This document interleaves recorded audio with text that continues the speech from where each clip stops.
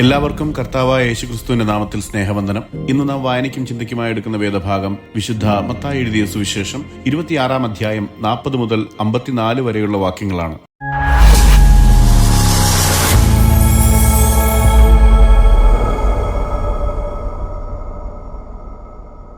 39 വരെയുള്ള വാക്യങ്ങളിൽ പെസഹ ആചരിച്ചതിനു ശേഷം യേശുവും ശിഷ്യന്മാരും സങ്കീർത്തനം പാടി ഒലിവുമലയിലേക്ക് പോയി എന്നും യേശു ശിഷ്യന്മാർ തന്നെ ഉപേക്ഷിക്കുമെന്നും എന്നാൽ ഉയർത്തെഴുന്നേറ്റ ശേഷം താൻ ഗലീലയിൽ അവരുമായി കൂടിക്കാഴ്ച നടത്തുമെന്നും ശിഷ്യനായ പത്രോസ് തന്നെ 3 പ്രാവശ്യം തള്ളിപ്പറയുമെന്നും പ്രവചിക്കുന്നതായി നാം വായിച്ചു. തുടർന്ന് ഗെത്സമന തോട്ടത്തിൽ യേശു കർത്താവ് ദുഃഖത്തോടെ പ്രാർത്ഥിക്കാൻ പോയി എന്നും അത്യന്തം വ്യാകുലതയോടെ തന്റെ ഉള്ളം മരണവേദന പോലെ അതിദുഃഖിതമാണ് എന്ന് പറഞ്ഞുകൊണ്ട് ശിഷ്യന്മാരോട് പ്രാർത്ഥനയിൽ ഉണർന്നിരിപ്പാൻ ആഹ്വാനം ചെയ്തു എന്നും ശിഷ്യരിൽ നിന്ന് അകലെ മാറി കവിഞ്ഞു വീണ് ദൈവഹിതം നിറവേറട്ടെ എന്ന് യേശു കർത്താവ് പ്രാർത്ഥിച്ചു എന്നും നാം വായിച്ചു. 40 മുതൽ 41 വരെയുള്ള വാക്യങ്ങളിൽ പിന്നെ അവൻ ശിഷ്യന്മാരുടെ അടുക്കൽ വന്ന് അവർ ഉറങ്ങുന്നത് കണ്ട് പത്രോസിനോട്, എന്നോടുകൂടെ ഒരു നാഴിക പോലും ഉണർന്നിരിപ്പാൻ നിങ്ങൾക്ക് കഴിഞ്ഞില്ലയോ? പരീക്ഷയിൽ അകപ്പെടാതിരിപ്പാൻ ഉണർന്നിരുന്ന് പ്രാർത്ഥിപ്പിൻ. ആത്മാവ് ഒരുക്കമുള്ളത്, ജഡമോ ബലഹീനമത്രേ എന്ന് പറഞ്ഞു എന്ന് നാം വായിക്കുന്നു. യേശു കർത്താവ് ഗെത്സമന തോട്ടത്തിൽ പ്രാർത്ഥിക്കാനായി പോയി തിരിച്ചു വരുമ്പോൾ തന്റെ ശിഷ്യന്മാരെ നോക്കുകയും തന്റെ ദുഃഖസമയത്ത് ശിഷ്യന്മാർ ഉറങ്ങുന്നതായി കാണുന്നു എന്നും നാം വായിക്കുന്നു. കർത്താവ് പത്രോസിനോട് പ്രത്യേകം പറഞ്ഞതിന് കാരണം പത്രോസ് കുറച്ചു മുമ്പ് അതീവ ആത്മവിശ്വാസത്തോടെ ക്രിസ്തുവിൽ താൻ ഒരിക്കലും ഇടറുകയില്ലെന്നും കർത്താവിനൊപ്പം എന്തൊക്കെ വന്നാലും നിൽക്കുമെന്നും അതിനായി മരിക്കുവാൻ പോലും താൻ തയ്യാറാണ് എന്ന് പ്രഖ്യാപിച്ചതുകൊണ്ടാണ്. പത്രോസിന്റെ മുമ്പത്തെ ധൈര്യത്തോടെയുള്ള ഈ പ്രഖ്യാപനവുമായി ചേർത്ത് നോക്കുമ്പോൾ പത്രോസും മറ്റു ശിഷ്യന്മാരും ശാരീരികമായി ഉത്സാഹം പ്രകടിപ്പിച്ചെങ്കിലും അവരിലുള്ള മാനുഷിക ബലഹീനതയെയും ആത്മീയ ജാഗ്രതയുടെ അഭാവത്തെയും കർത്താവ് ചൂണ്ടിക്കാണിക്കുന്നു. നിങ്ങൾ എന്റെ കൂടെ 1 മണിക്കൂർ പോലും ഉണർന്ന് ജാഗരിക്കാൻ കഴിഞ്ഞില്ലേ എന്ന് ചോദിക്കുന്നതിലൂടെ പ്രാർത്ഥനയില്ലാതെ ആത്മീയ ശക്തിയും ധൈര്യവും ലഭ്യമല്ല എന്നതും പ്രാർത്ഥനയാലും ആത്മാവിന്റെ ശക്തിയാലുമല്ലാതെ ശാരീരിക ഉത്സാഹം മാത്രം കർത്താവിനെ അനുഗമിക്കാൻ പര്യാപ്തമാണെന്ന ചിന്ത തെറ്റാണെന്നതും കർത്താവ് ഇവിടെ വ്യക്തമാക്കുന്നു. യേശു കർത്താവ് ശിഷ്യന്മാരോട് ഉണർന്നിരിക്കുകയും പ്രാർത്ഥിക്കുകയും ചെയ്യണമെന്ന് ആവശ്യപ്പെട്ടതിന് കാരണം പ്രലോഭനത്തിൽ വീഴാതിരിക്കാൻ ദൈവത്തോട് പ്രാർത്ഥിച്ച് നിരന്തരം ശക്തി പ്രാപിക്കേണ്ടത് അത്യന്തം ആവശ്യമായിരുന്നുവെന്നും പ്രാർത്ഥനയില്ലെങ്കിൽ ക്രിസ്തു വിശ്വാസത്തിൽ നിലനിൽക്കാനാകില്ല, കാരണം മനുഷ്യഹൃദയം തീർത്തും ദുർബലമാണ്, എന്നാൽ ദൈവകൃപ സകലത്തെയും അതിജീവിക്കും എന്നതിനാലുമാണ്.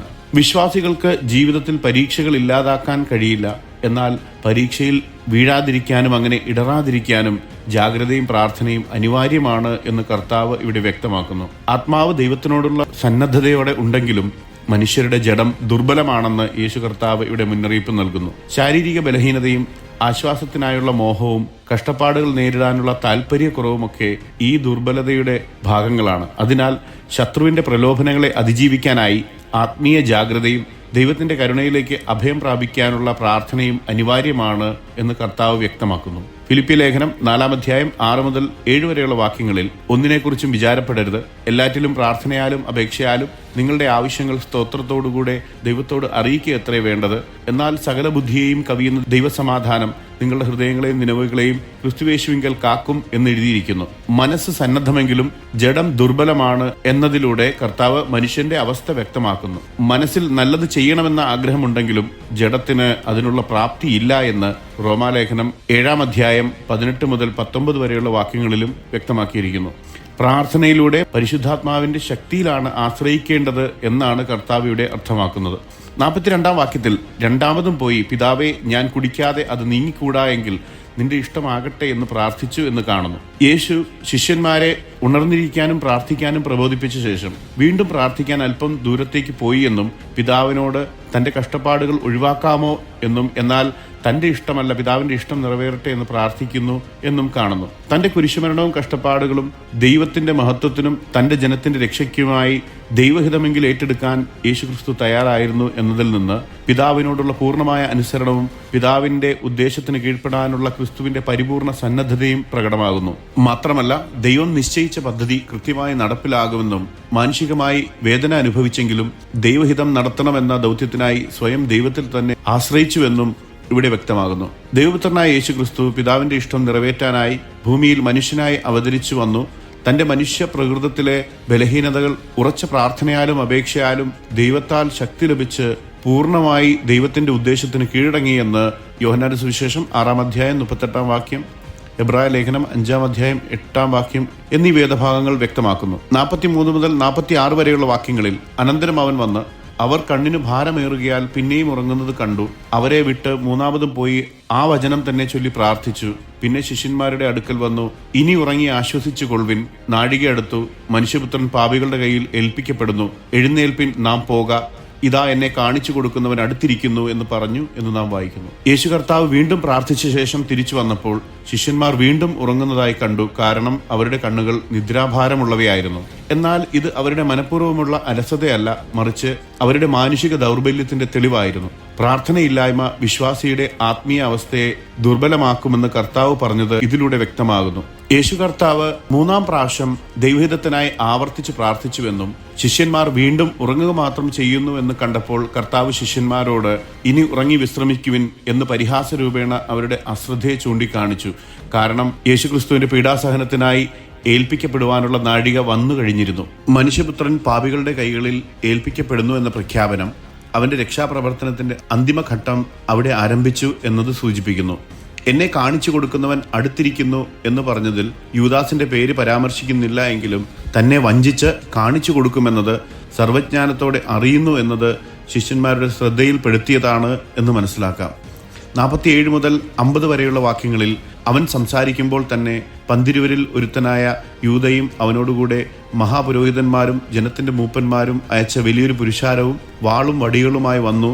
അവനെ കാണിച്ചു കൊടുക്കുന്നവൻ ഞാൻ ഏവനെ ചുംബിക്കുമോ അവൻ തന്നെ ആകുന്നു, അവനെ പിടിച്ചുകൊള്ളുവിൻ എന്ന് അവർക്ക് ഒരു അടയാളം കൊടുത്തിരുന്നു. ഉടനെ അവൻ യേശുവിന്റെ അടുക്കൽ വന്ന് റബ്ബി വന്ദനം എന്ന് പറഞ്ഞ് അവനെ ചുംബിച്ചു. യേശു അവനോട്, സ്നേഹിത, നീ വന്ന കാര്യമെന്ത് എന്ന് പറഞ്ഞപ്പോൾ അവർ അടുത്ത് യേശുവിന്മേൽ കൈവച്ച് അവനെ പിടിച്ചു എന്ന് നാം വായിക്കുന്നു. യൂദാസ് ക്രിസ്തുവിനെ ഒറ്റിക്കൊടുക്കാനായി മഹാപുരോഹിതന്മാരുടെയും മൂപ്പന്മാരുടെയും മുന്നിൽ നിന്ന് ഒരു വലിയ സായുധ ജനക്കൂട്ടവുമായി എത്തിയെന്നും ആ കൂട്ടത്തിൽ ക്രിസ്തു ആരാണെന്ന് തിരിച്ചറിയാൻ യൂദാസ് താൻ ക്രിസ്തുവിനെ ചുംബിക്കുമെന്ന അടയാളം അവർക്ക് നൽകിയിരുന്നു എന്നും വ്യക്തമാണ്. ക്രിസ്തുവും ശിഷ്യന്മാരും ഒരേ രീതിയിൽ വസ്ത്രം ധരിച്ചിരുന്നത് കൊണ്ടും റോമൻ പടയാളികൾ ഉൾപ്പെടുന്ന സംഘത്തിന് യേശുവിനെ നേരിട്ട് അറിയാതിരുന്നത് കൊണ്ടുമാണ് ഈ അടയാളം നൽകിയത് എന്ന് വ്യക്തമാണ്. യോഹന്നാന്റെ സുവിശേഷം 18-ാം അധ്യായം 3-ാം വാക്യത്തിൽ യൂദാസ് റോമൻ പട്ടാളത്തെയും മഹാപുരോഹിതന്മാരെയും പരീശന്മാരെയും ചേവകരെയും കൂട്ടിക്കൊണ്ട് ദീപട്ടിപ്പന്തങ്ങളും ആയുധങ്ങളുമായാണ് യേശുവിനെ ഒറ്റിക്കൊടുക്കുവാൻ വന്നത് എന്ന് വ്യക്തമാക്കുന്നു. യൂദാസ് ക്രിസ്തുവിന്റെ അടുത്തേക്ക് ചെന്ന് റബ്ബി വന്ദനം എന്ന് പറഞ്ഞു അവനെ ചുംബിച്ചതിലൂടെ തന്റെ വഞ്ചന മറച്ചുവെക്കാൻ ശ്രമിച്ചതിന്റെ ഭാഗമായി ആയിരുന്നു എന്ന് മനസ്സിലാക്കാം. ക്രിസ്തു സ്നേഹപൂർവ്വം അവനോട്, സ്നേഹിത, നീ എന്തിനാണ് വന്നത് എന്ന് ചോദിച്ചത് കർത്താവ് തന്നെ വഞ്ചിക്കാൻ വന്നിരിക്കുന്ന വ്യക്തിയോടും ക്ഷമയും സൗമ്യതയും കാണിക്കുന്നു എന്നും വിശ്വാസികൾക്ക് ദുഷ്ടതയ്ക്കെതിരെ ക്ഷമയും സ്നേഹവുമാണ് വേണ്ടത് എന്ന വലിയ പാഠം ഇതിൽ നിന്ന് ലഭിക്കുന്നു എന്ന് മനസ്സിലാക്കാം. യൂദാസിന്റെ അടയാളം ലഭിച്ച ഉടൻ സൈന്യവും ജനക്കൂട്ടവും ക്രിസ്തുവിനെ പിടികൂടി എന്ന് നാം വായിക്കുന്നു. 51 മുതൽ 54 വരെയുള്ള വാക്യങ്ങളിൽ അപ്പോൾ യേശുവിനോട് കൂടെയുള്ളവരിൽ ഒരുവൻ കൈനീട്ടി വാളൂരി മഹാപുരോഹിതന്റെ ദാസനെ വെട്ടി അവന്റെ കാതറുത്തു. യേശു അവനോട്, വാൾ ഉറയിലിടുക, വാൾ എടുക്കുന്നവർ ഒക്കെയും വാളാൽ നശിച്ചു പോകും. എന്റെ പിതാവിനോട് ഇപ്പോൾ തന്നെ 12 ലഗ്യോനിലുമധികം ദൂതന്മാരെ എന്റെ അരികെ നിർത്തേണ്ടതിന് എനിക്ക് അപേക്ഷിച്ചുകൂടാ എന്ന് തോന്നുന്നുവോ?